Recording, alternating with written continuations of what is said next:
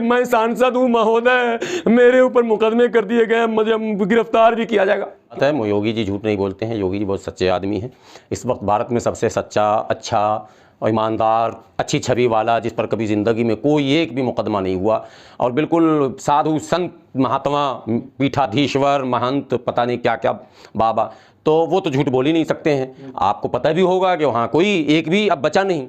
एक गोंडा में नाम सुनते हैं, कैसरगंज गोंडा के माने जाने चेहरे हैं, और आजकल जंतर मंतर पर जो है कुछ पहलवान धरने पर बैठी हैं, गलत आरोप लगा रही हैं। बोले भाजपा के एक नेता हैं योगी जी के बहुत खास बृजभूषण शरण सिंह, उन पर मात्र 38 या 39 मुकदमे मात्र हैं। ये कोई मामला है जी? कोई गिनती होती है? एक चुलबुल सिंह है, उस पर भी 40-50 मुकदमे हैं। ब्रजेश सिंह है, उस पर भी 50-60 मुकदमे होंगे।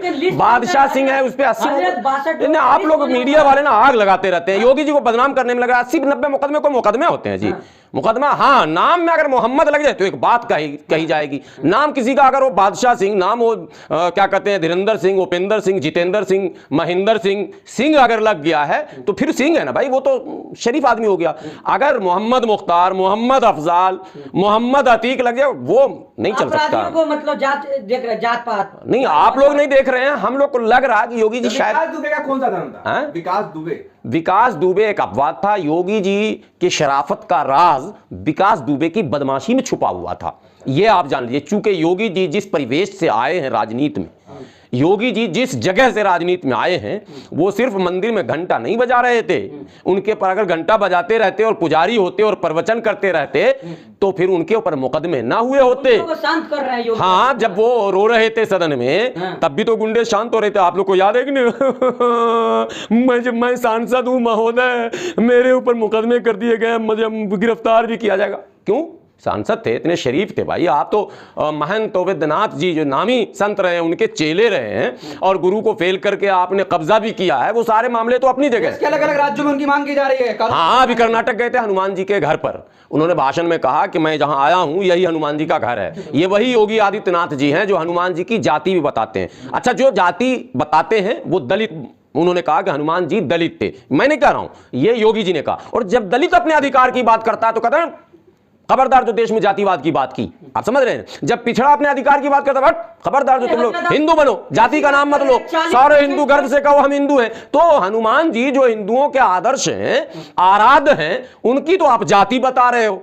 और जो बेचारा जाति से पीड़ित है, वो अधिकार मांग रहा, तो उसको करो तुम हिंदू बन जाओ। 40% वोट प्रतिशत बढ़ गया है यूपी निकाय चुनाव में। वोट प्रतिशत बढ़ गया है या घट गया है, इसके लिए आपको परिणाम की प्रतीक्षा करनी पड़ेगी। समय से पहले ये सारे प्रोपेगेंडे होते रहते हैं। अभी गोरखपुर में अखिलेश यादव की रैली थी, मीडिया ने कहा, मेन स्ट्रीम मीडिया की बात कर रहा हूं, उसने कहा कि गोरखपुर के इतिहास में ऐसी दीवानगी कभी अखिलेश के प्रति नहीं देखी गई। ये उत्तर प्रदेश लखनऊ से चलने वाले वो सारे चैनल जो मैंने जिनकी बड़ी भूमिका उत्तर प्रदेश में होती है, उन चैनलों की बात कर रहा हूं। तो किसकी बात आप मानने जा रहे हैं? अगर 33% लोकप्रियता में उछाल आ गया है तो निकाय चुनाव में सारे चेयरमैन इनके होंगे, सारे पार्षद इनके होंगे, सारा कब्जा इनका होगा, लोकसभा में 80 सीट इनकी होगी, और अगले प्रधानमंत्री भी यही होंगे। इतनी सी तो सिंपल सी बात है, लोग यही कर रहे हैं। तो प्रतीक्षा नहीं कर सकते। देखिए, देश में हर चीज का एक अप होता है, एक डाउन होता है। किसी भी चीज के यहाँ हाँ, अस्थायित्व नहीं है, प्रकृति का नियम है, कुदरत का रूल है, कुदरत का निजाम है। समझिए, पहले किसी भी चीज में स्थिरता नहीं है। सूरज भी गतिशील है, निकला उरूज, जवाल, और जवाल का आप जानते हैं कि जवाल के बाद गुरूब।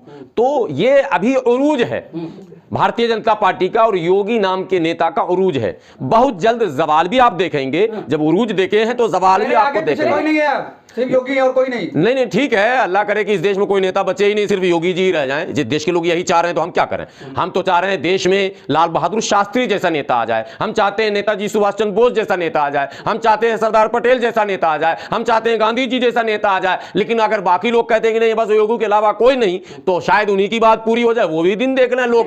जिस तरह से तमाम नेताओं का दौरा उत्तर प्रदेश में हो रहा है, असुद्दीन वैसे भी कह रहे हैं अतीक के नाम का वोट मांग रहे हैं, योगी आदित्यनाथ भी अतीक की बात कर रहे हैं, सब लोग तो अतीक की बात कर रहे हैं। नहीं, असदुद्दीन ओवैसी अतीक के नाम पर वोट नहीं मांग रहे हैं। असदुद्दीन ओवैसी कह रहे हैं कि जो नाम लेकर और सेलेक्टिव जो सरकार एजेंडा चला रही है वो गलत है। और असदुद्दीन ओवैसी उन पार्टियों पर हमला कर रहे हैं जो मुसलमानों का वोट लेते हैं पर उनके लिए खुलकर नहीं बोलते हैं, 50-50 कभी आधा मुंह खोलते हैं फिर आधा दाब लेते हैं। मेरा कहना है कि सिर्फ एक सवाल जिसका जवाब आज तक हमको नहीं मिला, आप लोगों को अगर कहीं से मिल जाए तो हमको खबर कर दीजिएगा। अतीक के वो 3 हत्यारे जिनके पास जिगाना पिस्टल था वो किसने दिया, ये आज तक जवाब नहीं आया। खुद पे हमला करवाया था अतीक ने, तो अतीक ने ही दिया था। कितना सिंपल खेल है भाई।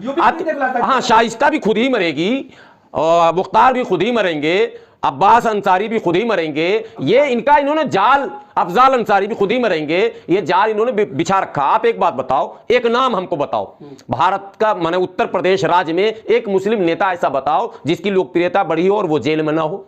कानपुर में सोलंकी, इरफान सोलंकी का नाम सुना ही आपने। इस मोमेंट में जब सपा के अच्छे अच्छे दिग्गज हार रहे थे तो वो जीता, जेल में है। बगल में आपके इकरा हसन का भाई नाहिद हसन है। उस माहौल में जब योगी जी ने वहीं शामली में ही कहा था ठंडा कर दूंगा मैं, जून जुलाई बना दूंगा, शिमला बना दूंगा, लेकिन चुनाव में तो ठंडा नहीं कर सके। चुनाव में तो नाहिद हसन जीत गया ना। अब जब सुनिए, जब नाहिद हसन जीत गया तो इन्होंने फिर गन पॉइंट पर नाहिद वहां मैंने बर्फबारी करनी शुरू की है। तो मेरे कहने का मतलब है कि ये जितनी बातें हो रही हैं ये असामाजिक, अलोकतांत्रिक, असंसदीय भाषाओं का प्रयोग हो रहा है जो दुर्भाग्यपूर्ण है। भारत में अगर राजनीति इसी स्तर से बढ़ती रही तो ये धीरे धीरे सिविल वार की तरफ लोगों को लेकर चला जाएगा। लेकिन हजरत तमाम और जो लोग, सुनिए, उन भक्तों को कह रहा हूं जो हमारे हिंदू नौजवान खूब नारे लगा रहे हैं ना योगी जी के जयकारे, बुलडोजर पे आ रहे हैं। अरे हाँ, nature and signature is not change. क्या बोलते हैं? Nature and signature can be not change, it is by birth. ये नेचर जो है ना, ये हर चीज का नेचर है। बुलडोजर का एक नेचर है कि वो ढाएगा। तो जब कोई फितरत किसी, जैसे अपराधियों के बारे में आप बोलते हैं ना, उसका जाति धर्म नहीं होता, किसी को भी मारता है ना, बुलडोजर का भी जाति धर्म नहीं होता।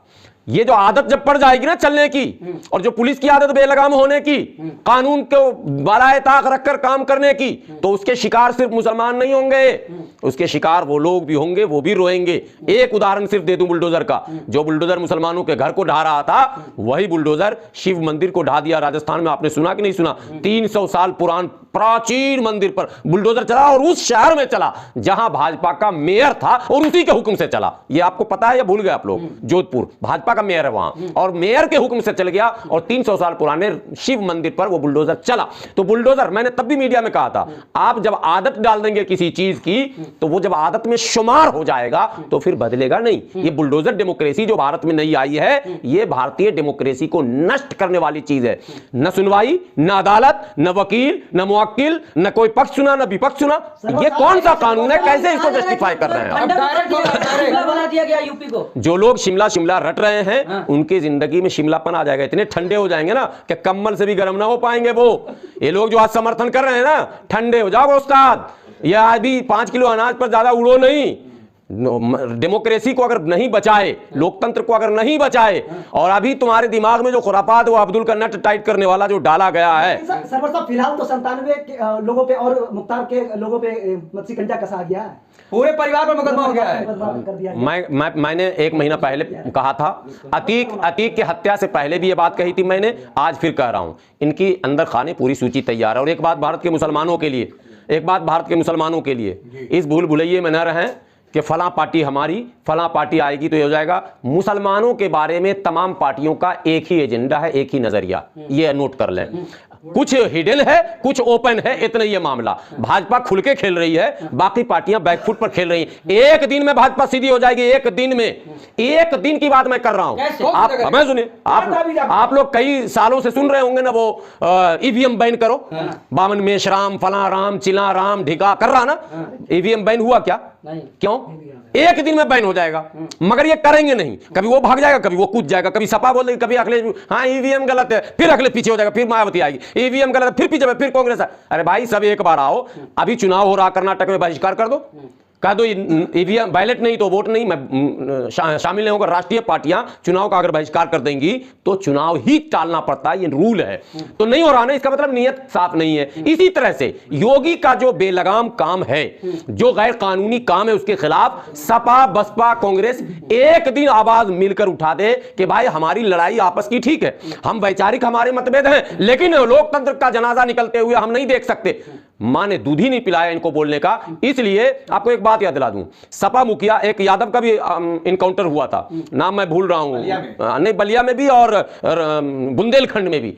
अखिलेश यादव पूरे लाव लश्कर के साथ काफले के साथ गए थे। एक और कहानी बिहार की सुना दूं, एक यादव की हत्या हुई और लॉकडाउन लगा हुआ था। तेजस्वी यादव 67 विधायकों का काफला लेकर उस लॉकडाउन में उस यादव परिवार से मिलने गए थे। मैं ये नहीं कह रहा हूं कि अब इसमें सब आ जाओ वैसी की तरफ और आर पार हिंदू मुस्लिम कर दो, मैं वो उसका भी कायल नहीं हूं, लेकिन इन मक्कारों को बेनकाब करना भी जरूरी है कि ये मंच पर कुछ और बोलते हैं, मन में कुछ और बोलते हैं। मंच और मन का जो इनका फर्क है वही डेमोक्रेसी का जनाजा निकाल रहा है। इसलिए भाजपा को बहुत बड़ा मुजरिम हम नहीं मानते हैं, जितने बड़े मुजरिम ये सारे so called secular party. Atiq के नाम पर वोट मांगा जा रहा है, इसको किस देख रहे हैं? अतीक को टिकट देने वाली पार्टी क्या बोल रही है? अतीक को संसद बनाने वाली पार्टी क्या बोल रही है? अतीक के बल पर क्या कहते हैं केंद्र में सरकार बनवाना और राज्य में सरकार बनवाने वाली पार्टी कहां है मुखिया जी? सवाल पैदा उनसे भी तो पूछेगा कि खाली हम ही से पूछेगा। अखिलेश यादव ने क्या कहा? गलत हुआ। अरे गलत हुआ तो फिर बैठ जाओ ना धरने पर। क्यों गलत हुआ, कैसे गलत हुआ, क्या हुआ, नहीं होने देंगे, आज के बाद बहुत सारे मसले हैं, लेकिन नहीं, खाना पूर्ति करते हैं। एक ट्वीट कर दिया, एक लाइन का लोग वैसे आ गया है ना, भाजपा को फायदा पहुंचाने के लिए अतीक का नाम ले रहा है। नहीं वैसे ही अतीक का नाम ले रहा, मतलब मुसलमानों को। अरे भाई तुमने क्या क्या कहा पहले, वो काम कार्रवाई तो बताओ। सुप्रीम कोर्ट कौन गया? समाजवादी गई कि बहुजन समाज पार्टी गई कि कांग्रेस गई? कोई पार्टी गई क्या? कानून का धज्जी और मजाक जो उड़ा है उत्तर प्रदेश में, उसके खिलाफ सुप्रीम कोर्ट कौन गया?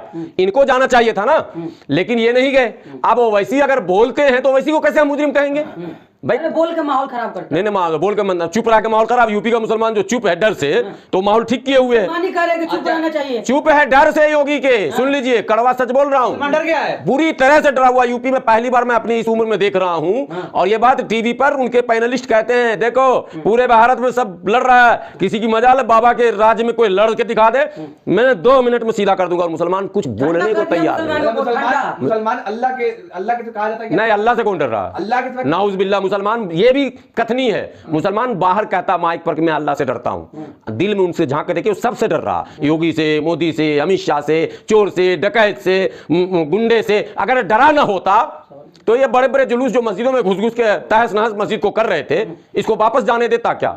आप ये बताइए।